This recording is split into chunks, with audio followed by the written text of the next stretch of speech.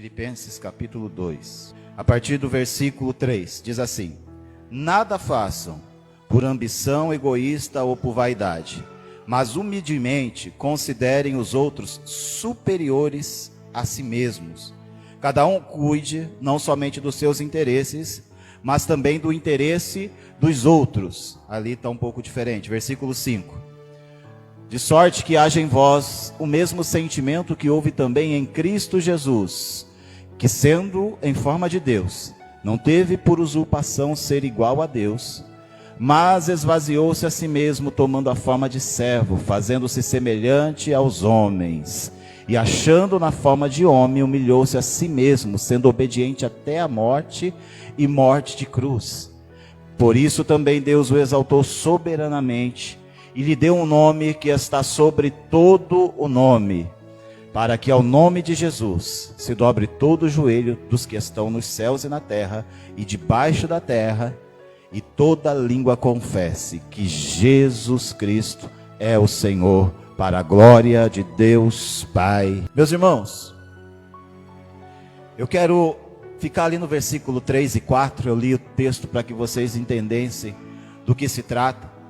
Paulo está escrevendo para uma igreja que estava numa cidade chamada Filipos, e é uma carta que é chamada de a carta da alegria. Paulo está muito alegre com tudo o que aconteceu, pela maneira como essa igreja se comporta.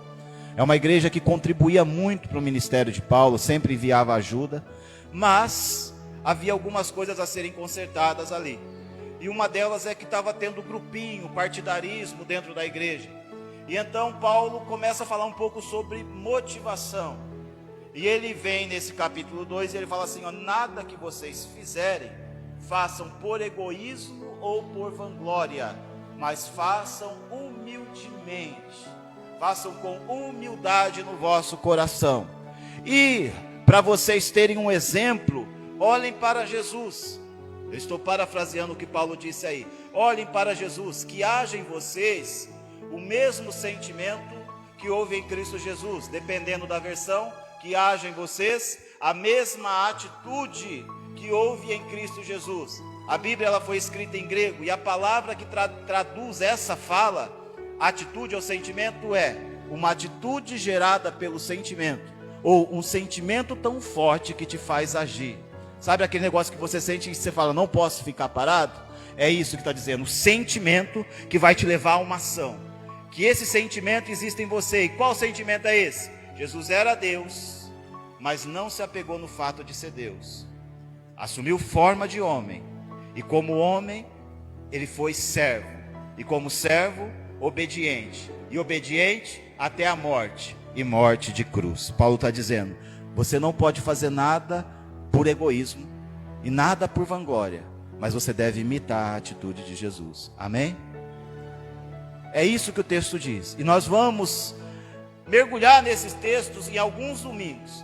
Hoje eu quero falar só do versículo 3 e do versículo 4, que é o seguinte: nada façam por ambição egoísta.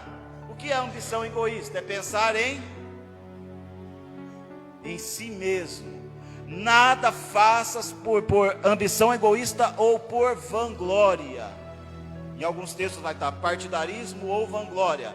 Mas, humildemente, cada um cuide não somente dos seus interesses, mas também do interesse dos outros. O que não deve me motivar? Nós vamos falar um pouquinho, irmão, sobre motivação. Amém? Por que você faz o que você faz?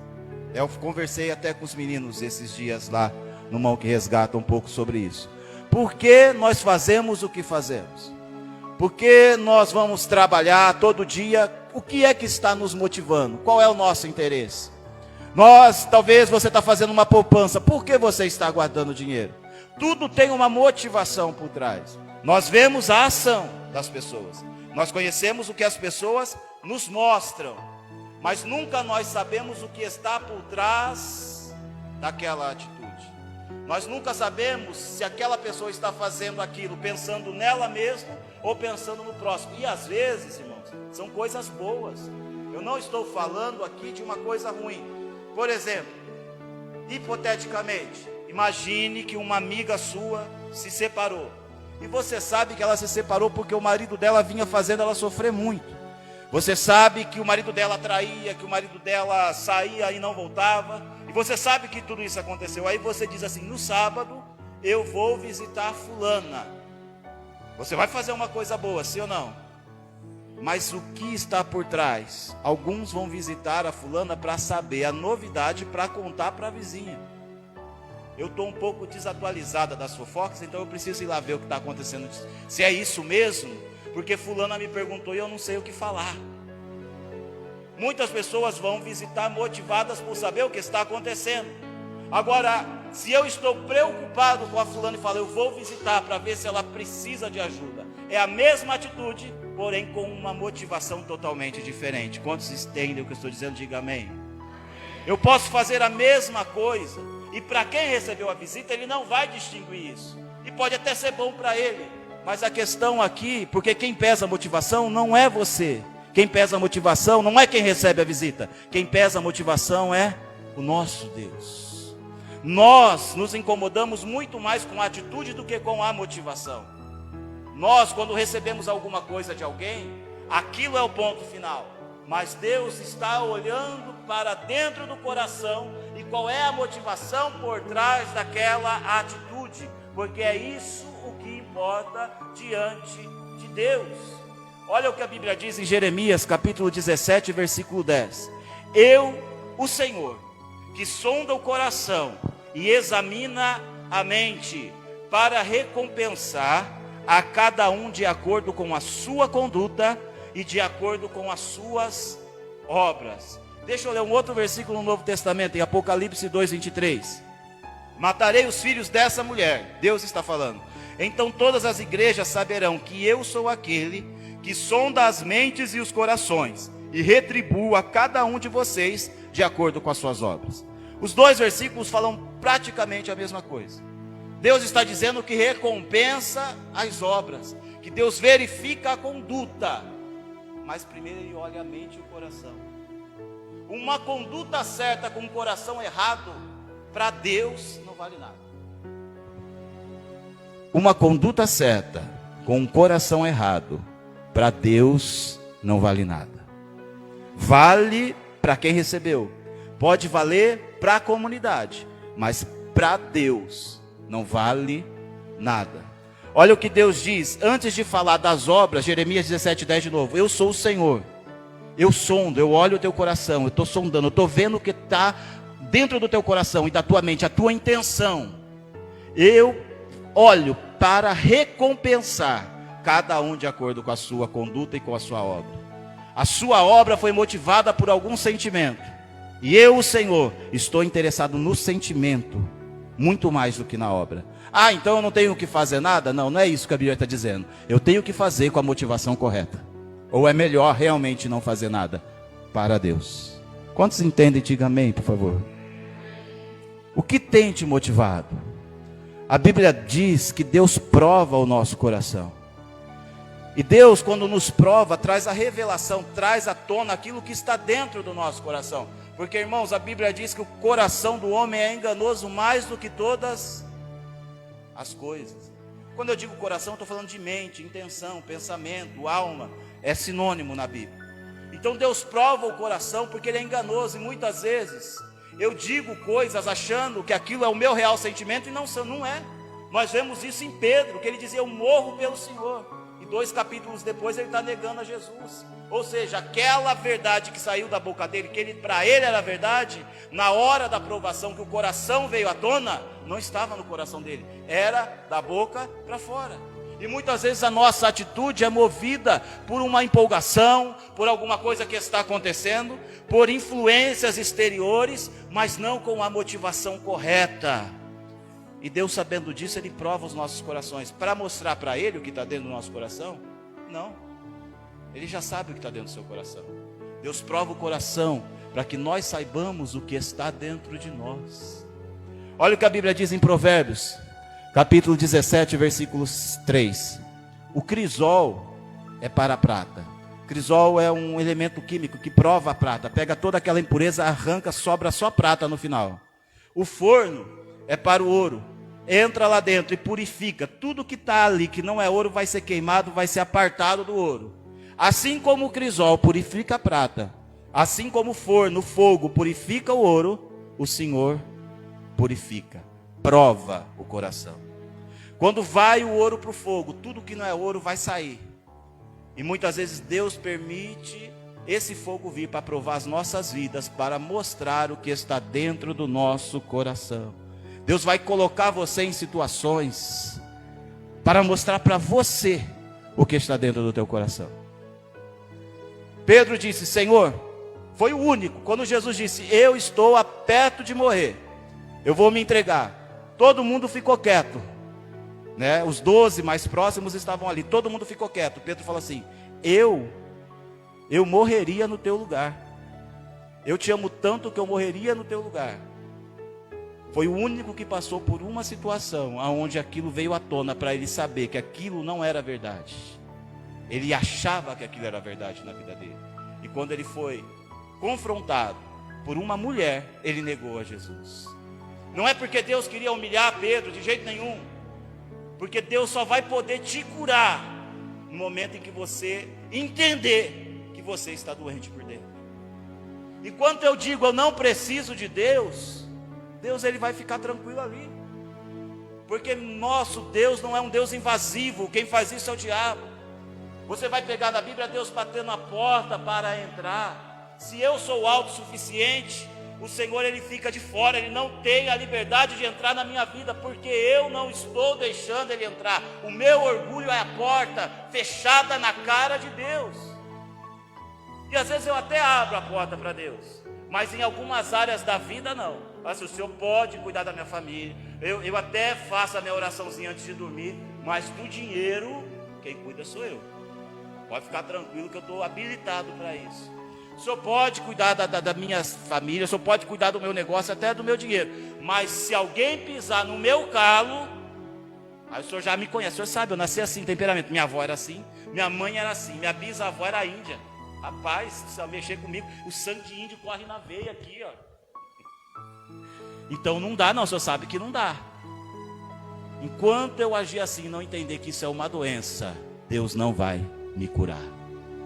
E Deus vai me colocar em situações para eu ver que essa doença existe dentro de mim. E reconhecer que eu preciso dele para vencer essa situação na minha vida. Quantos estão entendendo? Diga amém. Irmãos, Deuteronômio capítulo 8, versículo 2. A Bíblia diz assim: Deus está falando com o povo de Israel. Lembra que esses dias nós falamos sobre Israel no deserto? Saiu do Egito para entrar em Canaã e ficaram 40 anos, lembra? Caminhando no deserto. Onde Deus começou a fazer muitos milagres na vida deles. A roupa crescia no corpo, Deus mandava o pão, Deus saciou a fome, saciou a sede, cuidou deles no deserto. E aqui no capítulo 8, no versículo 2, Deus fala por que eles passaram pelo deserto. Olha o que a Bíblia diz: lembrem-se de como o Senhor seu Deus os conduziu por todo o caminho no deserto, durante estes 40 anos. Eles estão chegando em Canaã, e Moisés está dando um dos últimos discursos para eles. Ele está dizendo: lembra que Deus te conduziu no deserto, cuidou de você. Deserto é dificuldade, deserto é aquele lugar que você não sabe o que fazer, não sabe para onde ir, depende totalmente de Deus. Mas sabe por que Deus colocou vocês 40 anos no deserto? Para humilhá-los e pô-los à prova, a fim de conhecer as suas intenções, se iriam vocês obedecer ou não a Ele. Para conhecer a intenção de vocês, vocês caminharam 40 anos no deserto. Deus não sabia? Claro que Deus sabia. Quem é que não sabia? Eles não sabiam.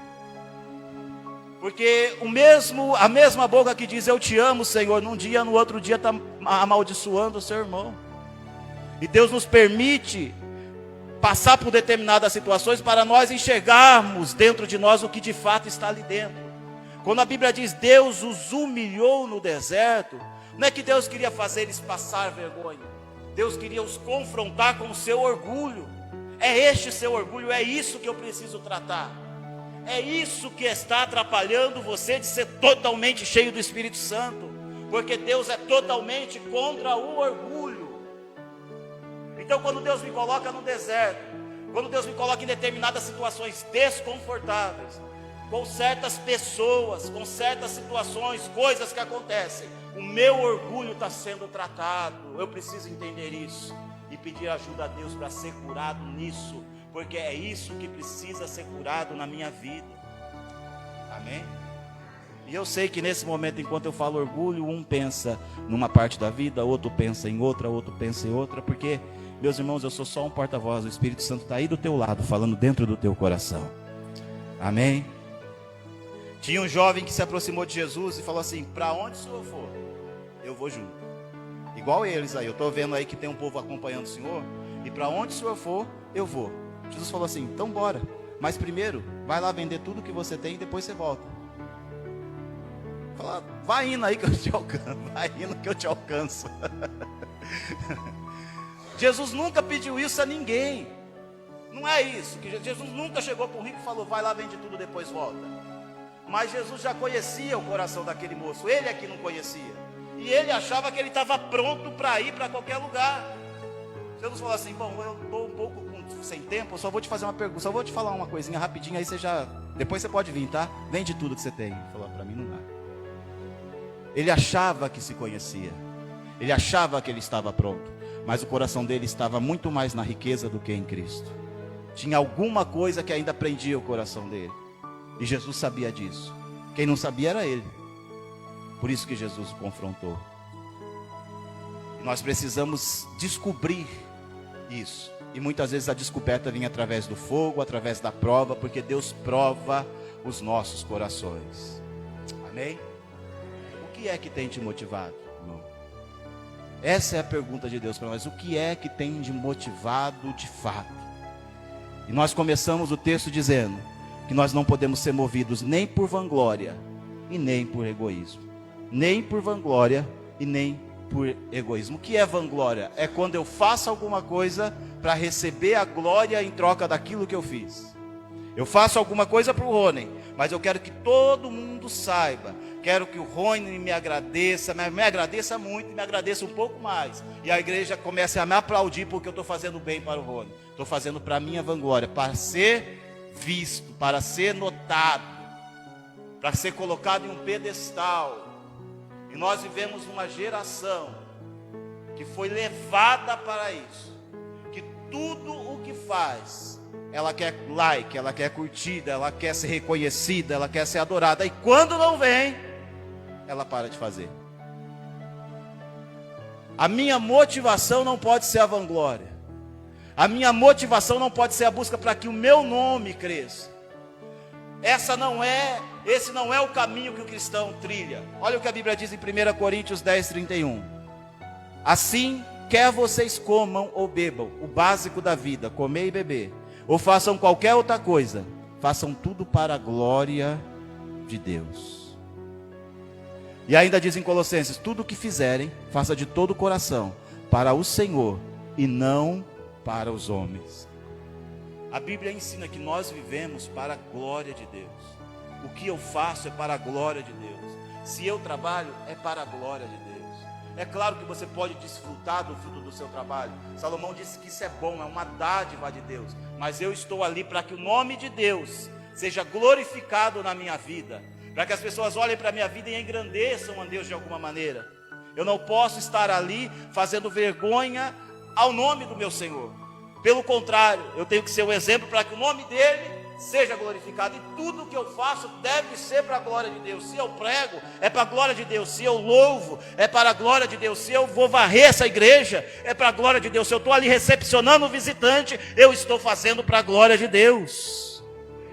Porque quando eu espero que alguém reconheça, me aplauda pelo que eu estou fazendo, pode não acontecer esse aplauso. E se eu sou movido por esse aplauso, sabe o que vai acontecer domingo que vem? Eu não faço mais, porque eu não fui aplaudido, eu não fui reconhecido, ninguém me colocou para cima, ninguém me marcou na foto do Facebook. Não marcou na foto do Facebook, acabou a amizade. Eu estava lá, não colocaram o meu nome, não marcaram que eu estava lá, marcaram todo mundo, mas esqueceram de mim. Meus irmãos, nada que vocês façam movido pela vanglória. Quem é movido pela vanglória está fazendo com a motivação errada.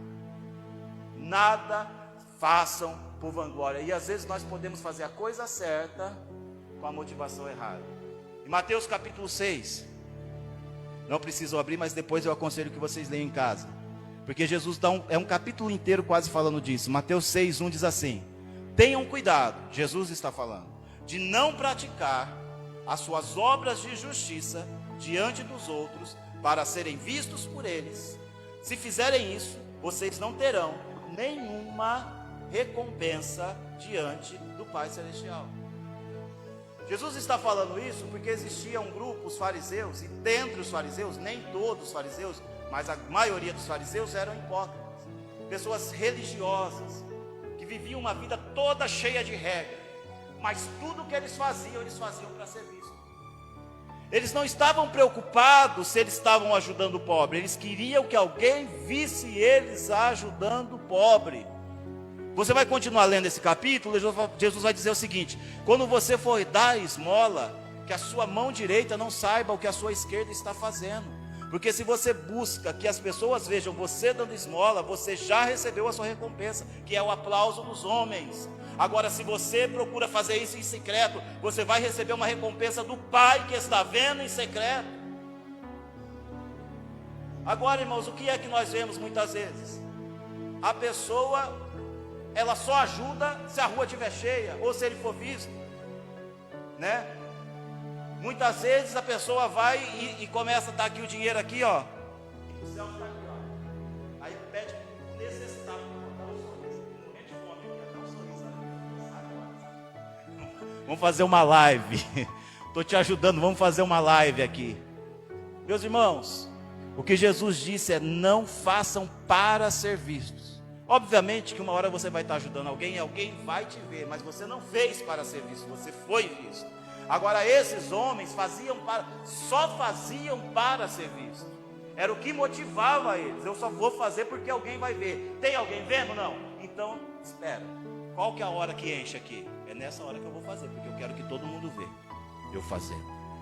Jesus disse: já recebeu sua recompensa. Lá no céu você não tem nenhuma, só aqui na terra. Que recompensa é? Todo mundo te aplaudindo. Você ficou famoso. É isso aí. Essa é a sua recompensa. Mas diante de Deus, você fez uma coisa boa que não vale nada. Uma coisa boa que não vale nada. Faça não para ser visto. Aí você continua lendo esse capítulo, você vai ler no versículo 5 e 6. Quando vocês orarem, irmãos, orar, falar com Deus, vida devocional, é uma coisa boa ou não é? É questão de vida ou morte. Quando vocês orarem, não sejam como os hipócritas. Eles gostam de ficar orando em pé nas sinagogas e nas esquinas, a fim de serem vistos pelos outros. Eu lhes asseguro que eles já receberam a sua plena recompensa. Mas quando você orar, vá para o seu quarto, feche a porta e ore ao seu Pai que está em secreto. Então o seu Pai que vem em secreto te recompensará publicamente. Esse é o único jeito de orar? Não, não é. O que Jesus está fazendo é uma comparação. Obviamente que quando nós oramos aqui, todo mundo vê a gente orar. A gente veio aqui para isso. Mas existiam pessoas nessa época que iam em um lugar estratégico e se colocavam de pé de uma maneira estratégica para fazer uma oração para ser ouvido pelos homens e aplaudido pelos homens, porque a religião gritava no coração deles, mudava a entonação de voz, escolhia as palavras porque sabia que tinha alguém ouvindo ele, mas o coração não estava derramado, dobrado diante do Pai. Estavam orando com a motivação errada, orando para ser visto. Aí eu vou orar para minha esposa saber que eu estou começando um negócio firme aqui com Deus aqui. Tua esposa pode até te ouvir, mas Deus não. Se é essa a intenção do teu coração. Aí eu vou orar aqui porque eu vou orar aqui para o povo ver que eu estou crente aqui. Aí eles vendo que eu estou crente e o negócio eu vou ser mais aceito ali no meio do grupo ali. Você pode até ser ouvido e aceito no grupo, mas diante de Deus a intenção não é correta. Nós precisamos examinarmos a nós mesmos mediante cada atitude que nós vamos fazer, irmãos. Quando você dobra o seu joelho, o que é que está ali no seu coração? Porque se é desejo egoísta, se é vanglória, Deus disse: aqui você não vai arrumar nada. Você pode arrumar aí embaixo, mas aqui não. Amém? Você segue, ele continua dizendo assim: quando você jejuar, Não mostre uma aparência triste como os hipócritas. Pois eles mudam a aparência do rosto. Isso está no versículo 16 e 18 do capítulo 6 de Mateus. Tudo em Mateus 6. Porque eles mudam a aparência do rosto a fim de que os homens vejam que eles estão jejuando. Eu lhes digo verdadeiramente que eles já receberam sua plena recompensa. Ao jejuar, você ponha óleo sobre a sua cabeça, lave o seu rosto, se arrume, para que não pareça aos outros que você está jejuando, mas apenas ao Pai, porque o Pai que vem em secreto vai te recompensar. Jesus não está falando para não jejuar, né? O jejum era uma prática que eles tinham e nós temos também, onde nós nos abstemos do alimento, para que o nosso espírito se alimente de Deus, onde nós tentamos de alguma maneira humilhar nossa carne e os nossos desejos. Mas muitas vezes, meus irmãos, as pessoas se comportam de uma maneira para que o outro tenha dó dela. Sai desarrumado, fraco, arrastando o pé, chega na igreja, senta, fica quieto, para alguém vir perguntar: o que está acontecendo, irmão? Oh, irmão, não é nada não, é que eu estou jejuando já faz uns 3 dias aqui, eu estou no mistério com Deus. Fique em paz, está tudo bem, viu? Está tudo bem. É que eu tô aqui, tem um anjo aqui do meu lado, você não está vendo não. Era mais ou menos isso que estava acontecendo aqui. Ele chegava tudo segurado. O que está acontecendo? Por favor, não me atrapalhe. Estou em comunhão com ele. É eu e ele aqui, hein? Nem chega. Era mais ou menos isso. Deus estava lá do céu olhando, dizendo: não entendeu nada. Não entendeu nada. É em secreto, porque é em secreto que eu recompenso. Amém? Só tem que saber que você está jejuando quem precisa saber. Minha esposa precisa saber, senão ela faz almoço para eu comer, né? E mais alguém que vai me convidar para alguma coisa. Fora isso, irmão, ninguém precisa saber disso não, só ele. E ele que vem em secreto te recompensa publicamente. Nós temos que tomar cuidado, porque nós vivemos na época em que tudo se faz, tem que dar um jeito de publicar, né? E existe a parte boa. A gente precisa usar a internet para evangelizar, mas eu preciso sondar o que está no meu coração toda vez que eu estou ali. O que é que eu tenho por trás? O que está aqui dentro quando eu estou entrando nesse mundo? Apresentar Jesus ou apresentar a mim mesmo? Porque eu preciso aprender com João Batista como é que se faz. E como é que se faz? Convém que ele cresça e que eu diminua. A glória é para ele, que ele cresça, que eu diminua, que a ele seja o louvor e que eu desapareça atrás dele. Porque é para isso que eu vivo, para glorificar o nome do meu Deus. Aleluia. Amém? Em Atos, irmãos, tem a história de um homem chamado Simão. Ele era mágico, ele vivia em Samaria. E os irmãos lembram que quando veio a perseguição para a igreja, Felipe foi para Samaria. E quando Felipe chegou em Samaria, aquela sementinha que Jesus tinha plantado lá na mulher samaritana, o povo estava com muita sede, porque Jesus tinha passado por Samaria, sei lá, 1 ano e meio, 2 anos atrás, e tinha acontecido algo extraordinário naquela cidade. O povo ficou com sede de Cristo. E agora Felipe volta e começa a pregar. A Bíblia diz que unanimemente a cidade começou a ouvir a palavra de Deus e se converter, entregar a sua vida para Jesus, porque esse é o primeiro passo da conversão. Eu entrego a Jesus a minha vida para que ele seja o meu Senhor. E ali todo mundo começou a se converter, inclusive Simão, que era mágico. E a Bíblia diz que Simão era um homem muito importante. Isso está em Atos capítulo 8. Vocês podem ler depois se quiser.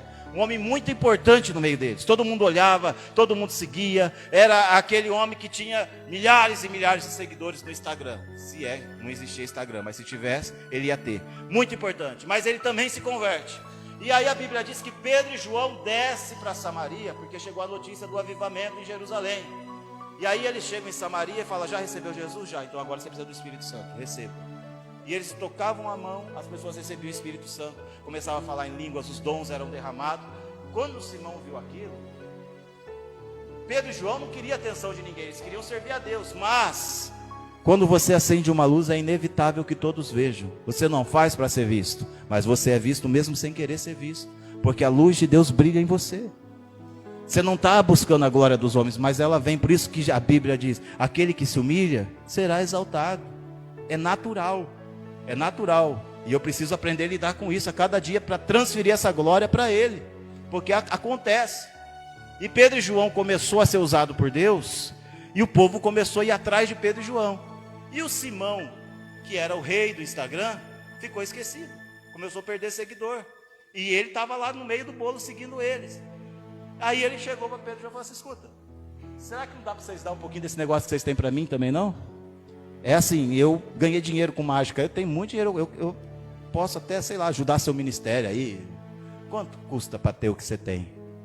Foi isso que ele fez, uma proposta financeira para Pedro e João, em Atos capítulo 8.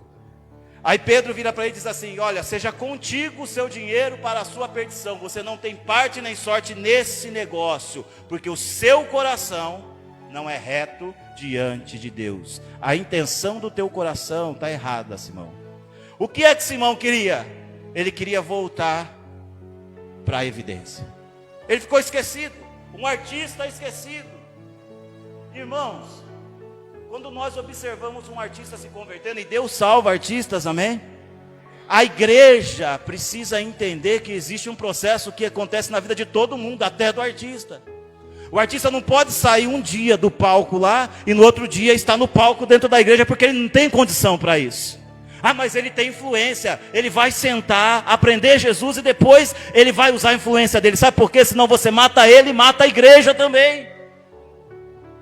Nós observamos hoje que se um artista se converte num dia, no outro dia ele já está cantando, já está pregando dentro da igreja, mesmo sem conhecer a palavra de Deus, mesmo sem ter intimidade com Cristo. E é claro que uma multidão vai atrás, mas não de Cristo, do artista. Porque ele já arrastava uma multidão. E a multidão continua indo atrás dele. Continua aplaudindo ele. Era isso que Simão queria. Eu quero esse negócio porque eu perdi a evidência, eu preciso voltar para a evidência. Pedro falou: não, você não tem parte, você vai ter que esperar, meu amigo. Você precisa ser trabalhado primeiro, precisa mudar esse negócio aí. Porque aqui nós somos todos iguais. Aqui um serve ao outro. É diferente o negócio aqui, a glória aqui é só para um, é só para Deus. Com esse coração você não serve para um ministério. Se eu vim para o ministério querendo ser reconhecido e glorificado por isso, o meu coração está errado diante de Deus. Amém? Tudo quanto vocês fizerem, façam para a glória de Deus. Irmãos, Israel estava com um grande problema. Essa é uma história bem antiga da Bíblia, todo mundo conhece, até as crianças. E tinha um gigante chamado Golias. E naquelas guerras, cada um escolhia um guerreiro de um lado. Para não haver muito derramamento de sangue, o melhor guerreiro dos filisteus vinha, o melhor guerreiro de Israel ia, e quem vencesse aquela batalha, vencia a guerra. Eles honrariam, alguns honrariam, outros não, aquela batalha. Mas Golias era um gigante. Golias era enorme. E ninguém tinha coragem de ir contra Golias. Todo mundo tinha medo. Saul, que era grande, teve medo. Ele ofereceu a filha dele para quem tivesse coragem de lutar contra Golias e ninguém ia. Porque falava: não aguento esse homem, é o tamanho desse homem. Mas aí Davi um dia, por acaso, um jovem Davi que nem guerreiro era, ele viu aquilo. E quando Golias saía no campo, porque eles iam até o meio, imagina um exército do lado daquela rua, o outro exército aqui, ele vinha aqui no meio, no limpo, e começava a desafiar todos os dias. Tem alguém aí que pode vir lutar contra mim? Vocês não dizem que vocês creem em Deus, porque Israel cria em Deus. Não tem ninguém aí que crê nesse Deus, porque eu bato em vocês e no Deus de vocês ainda. Ele insultava não só Israel, mas o Deus de Israel. Quando Davi ouviu isso, ele se indignou. E ele falou: eu vou. Mas sabe por que Davi venceu a guerra? Por causa da intenção do coração de Davi. Quando Davi chegou no campo de batalha, depois de uma longa história, os irmãos conhecem a história, e Golias veio e falou assim: você vai lutar contra mim? Davi era baixinho. A armadura de Saul não serviu em Davi. Saul era bem menor que Golias. Quando colocou a armadura de Saul em Davi, ele não conseguia andar. E ele foi sem armadura lutar contra um guerreiro experiente, só com um estilingue na mão. Mas dentro do coração dele tinha a intenção correta. E você percebe isso quando ele começa a falar com Saul. Ele diz: Golias, você vem a mim com espada, lança e escudo, mas eu vou contra ti em nome do Senhor. Hoje mesmo o Senhor te entregará nas minhas mãos. Você vai cair nessa terra. As aves do céu comerão a sua carne, e toda a terra vai saber que há Deus em Israel. Ele não foi lá e disse assim: toda a terra vai saber que Davi venceu Golias. Toda a terra vai saber que o menino pequeno venceu o gigante. Ele disse, não, toda a terra, eu estou aqui, porque a minha intenção é defender a honra do meu Deus. E toda a terra tem que saber que há Deus em Israel. Deus disse, pode ir, Davi, porque eu assino embaixo. Mas sabe qual que é a consequência disso? Até hoje você sabe que Davi matou Golias, porque Deus exalta o humilde. É Deus que faz o papel de exaltar. Eu não preciso me preocupar com isso, Ele faz isso. Agora, se Davi estivesse preocupado com o nome dele, ou com o nome de Israel, por certo ele tinha caído para Golias. Mas quando ele foi, ele falou, estou indo aí para mostrar que não tem ninguém maior que Deus. Eu estou indo te vencer para Deus ser glorificado. O que é que tem motivado o seu coração? Você tem lutado as suas guerras para que o seu nome continue um nome acima dos outros nomes, ou para que o nome de Deus seja glorificado? Ou então você faz aquela chantagem que Deus sabe que é chantagem, né? Mas na tua oração é assim, Senhor, não deixa isso acontecer comigo não, porque eu te sirvo. O que vai acontecer com o teu nome? Ó, é teu nome que está em jogo. Sai devendo para todo mundo, fazendo um monte de coisa errada, mas quando aperta você fala, é o teu nome que está em jogo? Mas até então você estava lutando para defender o teu nome. Mas quando apertou, é o nome de Deus que entrou em jogo. Qual é a intenção do teu coração? Você faz para a glória de Deus ou para a glória do teu nome? É com o teu nome que você está preocupado ou com o nome dele? O que é que tem por trás das nossas atitudes, irmãos? É isso que Deus tem olhado. Não o que você faz, mas o que está por trás do que você faz. Você ajuda porque tem uma segunda intenção na ajuda? Eu vou ajudar aquela pessoa ali, porque aquela pessoa ali tem umas amizades boas, sabe? Então é ali que eu tenho que entrar. É aquele camarada ali que vai me ajudar. A minha intenção é ajudar ele, porque amanhã ele me ajuda. Agora aquele outro que não pode me dar nada, esse eu não vou ajudar não. Então você não está pensando na pessoa, você está pensando. E essa é a segunda parte. Nada faça por vanglória e nada faça por egoísmo. Olha o que a Bíblia diz lá naqueles versículos que nós lemos em Filipenses 2, versículos 3 e 4. Nada façam por ambição egoísta ou por vaidade, vanglória. Vanglória nós já falamos. Ambição egoísta é quando eu ajudo o Rony, mas eu estou pensando em mim. Eu ajudo a igreja, mas eu estou pensando no que isso vai me trazer de benefício. Eu ajudo uma comunidade, mas o que isso vai me dar em troca? Porque se não me dá nada em troca, por que eu ajudaria? Então você não está pensando no teu próximo, você está pensando em você mesmo. Irmãos, o Evangelho, Jesus disse que se resume a um mandamento ou dois. O primeiro, amarás o Senhor de todo e amarás como? Irmão, se eu faço por vanglória, eu estou amando a Deus sobre todas as coisas? Estou amando a mim. E se eu faço esperando alguma coisa em troca, eu estou amando o meu próximo? Eu quero troca. O Evangelho se resume a dois mandamentos: amarás o Senhor teu Deus sobre todas as coisas, tudo para a glória dele, e amarás o seu próximo como a ti mesmo. Nada que você faz deve ser movido pelo egoísmo. O que isso vai me dar em troca? Que lucro eu tenho com isso? Que proveito eu tenho disso? Esse não é o pensamento cristão, não é isso que Jesus veio ensinar para nós.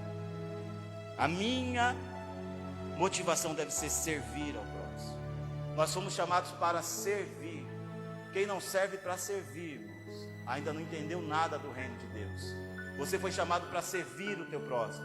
E não é para servir alguém que tem um cargo, não é para servir somente o seu patrão, mas aquele seu par. Não o seu par, aquele que está abaixo, aquele que responde para você. A Bíblia nos ensina a servir, para eu olhar para o meu irmão e ter ele em mais autoestima do que a mim mesmo. Acreditar a ele mais importância do que eu acredito para mim mesmo. É isso que é o Evangelho de Cristo, é isso que Cristo fez enquanto aqui na terra. Ele considerava cada um mais importante do que ele. E deixa eu te falar uma coisa, para eu considerar você mais importante que eu não preciso me considerar um inútil. Eu não preciso me considerar pequeno para te considerar grande. Eu entendo que eu sou grande, mas eu te considero mais grande que eu. Eu entendo que eu sou importante, mas entendo que você é mais importante que eu. Eu entendo que eu tenho um valor, mas eu acredito que você tem um valor igual ou maior que o meu. E eu te dou respeito, eu te dou honra, por isso. Porque a maneira que eu te trato é com importância. Eu não faço nada por egoísmo, eu faço porque eu quero, porque eu te amo, porque você é importante para mim. Meus irmãos, observe que há pessoas que quando o patrão entra, até a voz dela muda, até o jeito dela sentar muda. Ela parece um anjo, mas quando o patrão não está, Jesus amado, tenha misericórdia, pisa em todo mundo. Não é isso que Jesus me ensinou, não é isso que a Bíblia diz. Eu não posso ser movido e não posso tratar as pessoas de acordo com o cargo que ela tem e a importância que ela tem diante dos outros. Porque a Bíblia diz que todos nós devemos tratar um como superior ao outro. Olha o que diz aí, capítulo 2, versículo 4 de Filipenses. Nada façam, versículo 3, por ambição egoísta ou vaidade, mas humildemente considere uns aos outros superiores a si mesmos, um ao outro superiores a si mesmo. Nós precisamos aprender a servirmos ao grande, ao pequeno, a quem quer que seja. Eu tive um professor no seminário, ele dizia assim: você quer conhecer alguém? Você pega ele e dá um pouquinho de poder para ele. Não é dinheiro, poder. Põe ele para cuidar de alguma coisa. Põe ele para cuidar de alguma coisa e você vai saber o que está no coração dele. Eu lembro até hoje, né, eu sempre conto essa história para os irmãos, de um dia que eu estava passando ali na Ponte Preta e tinha acabado uma feira. E tinha um rapaz que trabalhava ali na feira, não sei, levando coisas para as pessoas, né? E muito humilde, né? O senhor quer que eu leve a sua sacola e tal, né? Muito humilde. Mas a feira acabou e alguém colocou ele para tomar conta da rua, deu poder para ele. Falou: não deixa nenhum carro passar aqui. Já tinha acabado tudo, irmãos. Estava na última barraquinha para colocar em cima do caminhão. Eu falei: ele vai deixar eu passar, né? Acabou. E ele estava ali, o poder que o dono da feira tinha dado para ele. Não era nem deck, mas alguém deu poder para ele. Olha que eu subi com o carro, esse camarada começou a fazer tanto gesto, começou a dar uns berros no meio da rua. Aí ele apontava o dedo para mim e falava assim: aqui você não passa. Dá poder e você vai conhecer o que está no coração. Aquele humildezinho que chegava e falava assim: posso carregar a sacola para você? Era esse mesmo que estava apontando o dedo para mim, dizendo assim: você não passa aqui, que está proibido de passar. Eu lembro que eu virei o carro e fiquei nervoso na hora, irmão.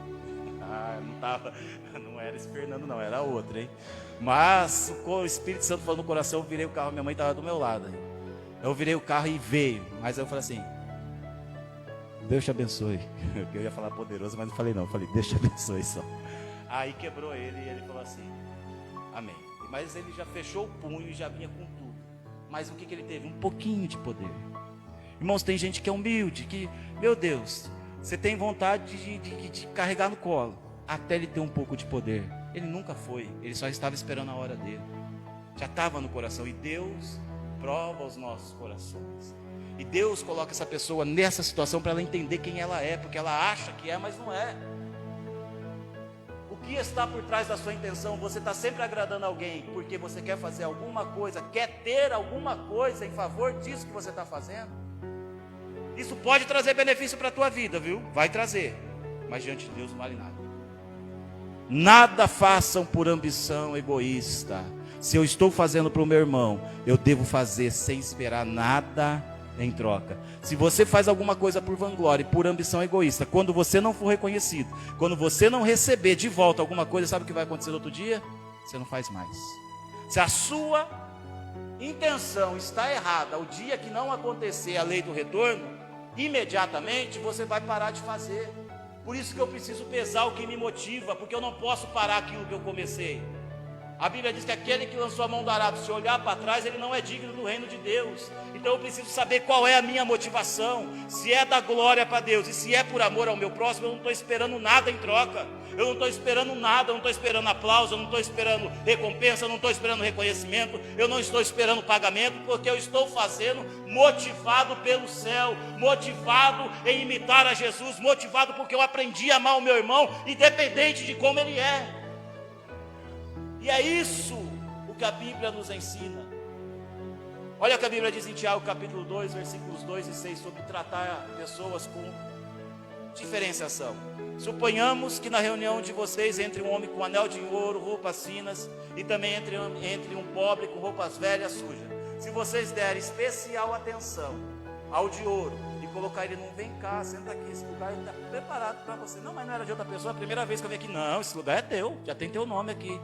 Mas entrou um outro pobre, Tiago falou, e você põe ele para sentar lá no fundo, ou no estrado dos meus pés. Aí Tiago continua dizendo: ouçam, meus amados irmãos, não escolheu Deus os que são pobres aos olhos do mundo para serem ricos em fé e herdarem um reino que ele prometeu aos que o amam, mas vocês têm desprezado o pobre. Ou seja, você só dá especial atenção para quem tem alguma coisa para dar para você. Você só dá valor a quem tem alguma coisa para dar para você, né? Jesus teve muita dificuldade com os discípulos enquanto caminhava. E uma delas foi que um dia os discípulos chegou Tiago e João, e falou assim: escuta, quando o Senhor estiver lá no trono, não dá para o Senhor reservar 2 lugarzinhos, um do lado direito, um do lado esquerdo, um para ele, um para mim, a gente fica ali, governar junto com o Senhor aí, um lugarzinho especial? Imagina, Jesus ensinando a humildade, todo dia aí chega 2 camaradas e pede para ir um lugar especial do lado dele no trono. Jesus, vocês não entenderam nada. Os governantes buscam seus lugares especiais. Os governantes querem lugares de destaque. Mas entre vós, disse Jesus, não será assim. Entre vós, o menor será o maior. Entre vós, o que serve será o mais importante. Se tem que ter alguma disputa entre nós, irmãos, tem que ser a disputa para ver quem serve mais. Eu preciso olhar para você e te ver como importante. Existe um episódio que todo mundo conhece, quando Jesus entrou, estava perto do fim na ceia e ele começou a lavar os pés dos discípulos, amém? Todo mundo já ouviu falar sobre isso? Mas sabe que verdade tem por trás disso? Que naquela época ninguém tinha um sapatinho bonitinho assim igual esse do Ademir, que o Ademir tem um sapato que eu vou falar para você, irmão. Só Jesus na causa. Era todo mundo de sandália e pé no chão. Sandália, alparcas e pé no chão. Num lugar que não tinha asfalto, só terra.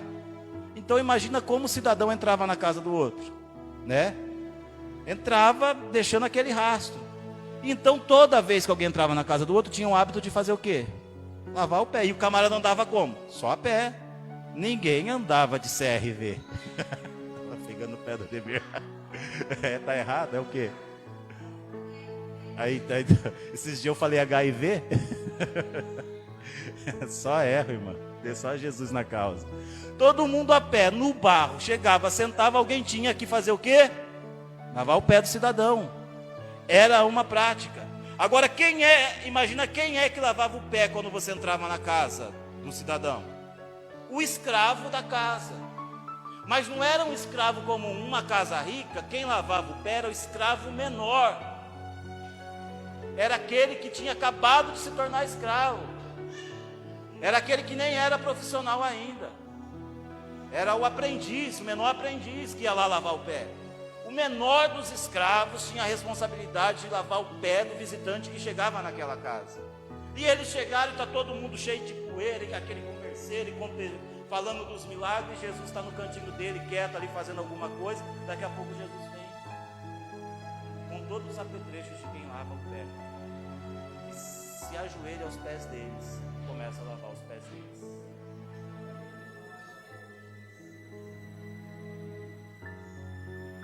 E eles se assustam porque eles falam assim: quem devia fazer isso aqui não é o Senhor é o mestre. O Senhor é o maior aqui. Quem devia estar fazendo isso daqui é a pessoa que serve, o mais fraco, o mais pequeno, o mais miserável, o guardinha. Jesus falou assim: eu estou ensinando para vocês, e como eu fiz, eu quero que vocês façam também. O menor será o maior. Bem-aventurado é o que serve, porque ele será servido. E para isso, irmãos, eu preciso te ver como importante. E para eu te ver como importante, eu repito, eu não preciso me ver como pequeno. Porque se para você ser importante eu preciso ser pequeno, então eu não estou te dando a grandeza que você merece ter. Amém?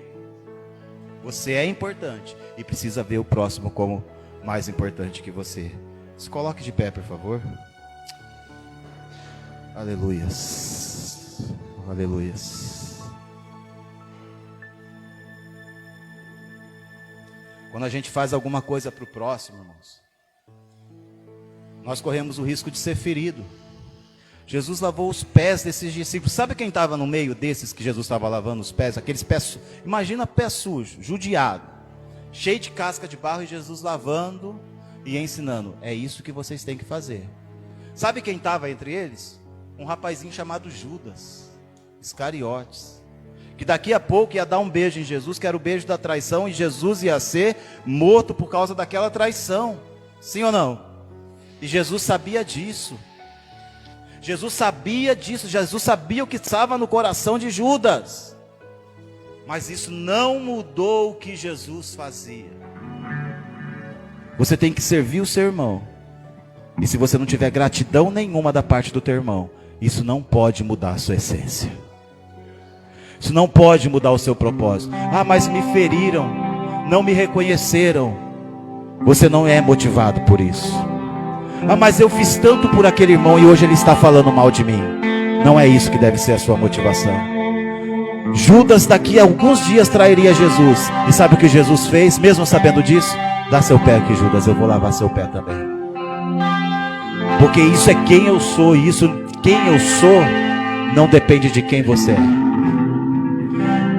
Quem eu sou não depende de quem você é, se eu estiver com a motivação correta. Eu quero ler para os irmãos uma coisa que o Max Lucado ele escreveu. Faça das pessoas uma prioridade. Aceite o seu lugar no plano dele. Dê logo o seu aplauso para as pessoas. Não espera muito não. Já vai reconhecendo as qualidades, já vai aplaudindo, já vai dizendo que ela é boa naquilo que ela faz. E acima de tudo, considere os outros mais importantes do que você mesmo. Pense assim: se eu pensar que você é mais importante do que eu, e você pensar que eu sou mais importante que você, no final das contas, todos nós nos sentimos importantes, mas nenhum de nós vamos agir como se importantes fôssemos.